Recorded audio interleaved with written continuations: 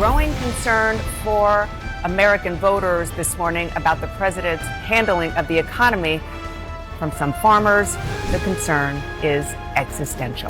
President Trump's trade wars affecting America's ports. Container shipment bookings are down nearly 50% from a year ago.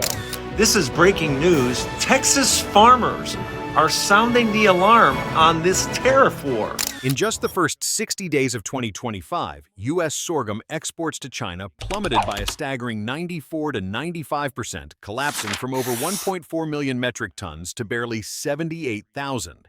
That's not a dip, it's a free fall. For farmers in Kansas and Texas, China had long been their most reliable buyer, absorbing nearly 90% of their sorghum output year after year. Now, silos that once moved grain by the ton are overflowing with crops no one is buying. The result? A brutal $27 billion loss in American agricultural exports in 2 months. No hurricane, no drought. This wasn't an act of nature. It was triggered by policy. And it hit fast. From the Mississippi Delta to the Great Plains, entire harvests are sitting idle victims not of failed planting, but of a political storm coming straight from Washington. This isn't a glitch in the market. It's a collapse that started with a tariff and ended with America's farm belt staring into the abyss. This wasn't a surprise storm. It was a man-made flood. And the levee broke on March 4, 2025. That day, President Trump announced a sweeping 25% tariff on Chinese steel and aluminum, part of his revived America First doctrine. The move was framed as protection for U.S. industry. But for Beijing, it was a provocation. And the response came fast. Within 48 hours, China slapped retaliatory tariffs 10 to 15% on a $21 billion basket of U.S. agricultural goods ranging from soybeans to pork. Contracts were stalled, shipments delayed. But the real shock hit on April 4th when China escalated to a 34% blanket tariff on key U.S. farm exports. On the same day, Chinese customs revoked the import licenses of major American grain exporters. That wasn't just a trade move, it was a kill switch. Sorghum took the first direct hit. In 2024, nearly 90% of U.S. sorghum exports went to China, a crop critical to farmers in Kansas, Texas, and Nebraska. But in the first 60 days of 2025, exports collapsed from 1.4 million tons to just 78,000. That's not a typo. It's a 95% drop in agricultural freefall. Silos filled, contracts disappeared, prices tanked. And for many farmers, a year's income vanished before a single combine hit the field. This wasn't collateral damage. It was a pressure point Beijing knew well. Sorghum doesn't feed headlines, but it feeds families. And by hitting it first, China sent a message: every tariff Washington throws, rural America will pay in kind.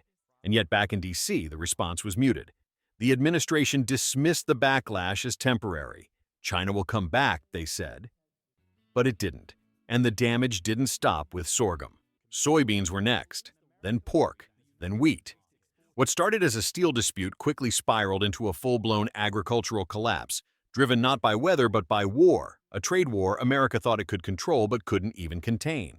Washington built the tariffs, but it never built a backup plan.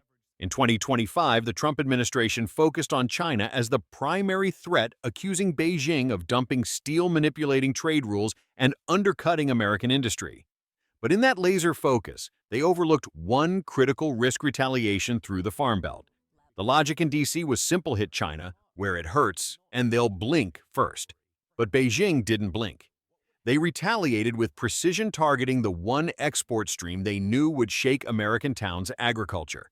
Sorghum, soybeans, pork, wheat, everything that grows on U.S. soil and feeds off global trade.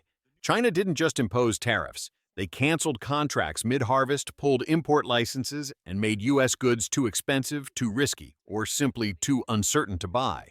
Not with words, but with empty purchase orders, they turned a political message into an economic hammer. Out on the plains, farmers weren't fooled. "You promised us trade deals," said one Kansas producer. "But all we got was a locked-up port and a mountain of grain no one wants." The reaction was swift. Some turned their backs on D.C., others turned to Brazil's shipping data, watching rival cargoes sail into Chinese ports once reserved for them. And yet in Washington, denial prevailed. "They'll come crawling back," some officials said. But China didn't crawl. It diversified. It signed new long-term grain and meat agreements with Brazil, Argentina, and Australia. It rerouted entire supply chains within a single quarter, and every time it did, another American commodity lost market share, maybe for good. The worst part? This wasn't an intelligence failure. It was arrogance.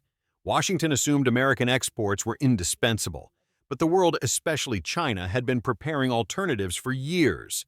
All it needed was a trigger, and Trump gave it to them. By the time policymakers realized what had happened, the damage was done, not just in dollars, but in trust. Because when farmers lose markets they've spent decades building, they don't just lose income. They lose belief that anyone in D.C. is looking out for them. By the end of Q1 2025, the American heartland stopped functioning like an export engine and started looking more like a graveyard. Sorghum stockpiles ballooned 42% according to USDA data. Normally a high-demand export to China, it now sat untouched. Prices collapsed so hard they fell below corn, a crop traditionally cheaper and easier to store. For sorghum growers in Kansas and Texas, that wasn't just bad news, it was a financial cliff. But sorghum was only the beginning. Soybeans, the cornerstone of U.S. ag exports, are now sinking. With China gone from the buyer's table, futures prices have dropped over 30%, pushing the national average below $10 per bushel for the first time in years. In response, farmers across the Midwest are already scaling back. USDA expects soybean acreage to fall by 4% in 2025. Wheat isn't faring any better. 1 week in May 2025 saw a net export decline of 49,100 tons, meaning more cancellations than new orders. It was the worst weekly export performance in modern U.S. history. South Korea and the Philippines pulled their contracts and shifted to Australia and Russia despite U.S. wheat being cheaper. Why not price? Trust? Livestock. Even more precarious. China suspended key export licenses for U.S. meat producers, affecting nearly 1,000 processing plants. Containers of beef and pork sat at Chinese ports, X-rayed, delayed, or outright spoiled. USDA reported a $5 billion trade risk for the sector, and futures for lean hogs and live cattle hit multi-month lows. Meanwhile, the silos keep filling. But they're not just holding grain. They're holding pressure, financial, logistical, and emotional. Every unsold bushel is a line of credit under stress. Every delayed shipment is another contract renegotiated in the red. These silos aren't a buffer anymore. They're time bombs, and the countdown has already started. The crisis we're facing isn't just about sorghum silos or soybean prices. It's about something far deeper: trust. And in international trade, once trust collapses, the damage doesn't stop at the farm gate. It cascades across continents, boardrooms, and cabinets, across America's farm belt from Iowa to the Dakotas. Chapter 12, farm bankruptcies are up 70% year over year, a surge not seen since the fallout of the 1980s. These aren't isolated losses. They're generational collapses. Family farms that fed the world for decades are now being auctioned off to pay fertilizer invoices and overdue bank loans. And while the financial toll is devastating, the geopolitical signal is even worse. Because the alarm bell isn't ringing in Kansas, it's ringing in Manila and Seoul. In May 2025, the Philippines abruptly canceled over 65,000 tons of U.S. wheat, only to turn around days later and sign a 110,000-ton deal with Australia. Not because the grain was cheaper, it wasn't. South Korea followed the same path with major millers, demanding contract flexibility to source grain from Russia and Eastern Europe, even if it meant paying more. Why? Because U.S. trade policy had become unpredictable. Not the quality of American goods, but the risk that a single White House announcement could pull the rug out from under long-term supply deals. They're not rejecting America's farmers. They're rejecting America's volatility. If our erratic tariff policy can destabilize markets in Asia, our fastest-growing agricultural customer base, what makes us think Canada or Europe won't be next? In fact, that shift is already underway.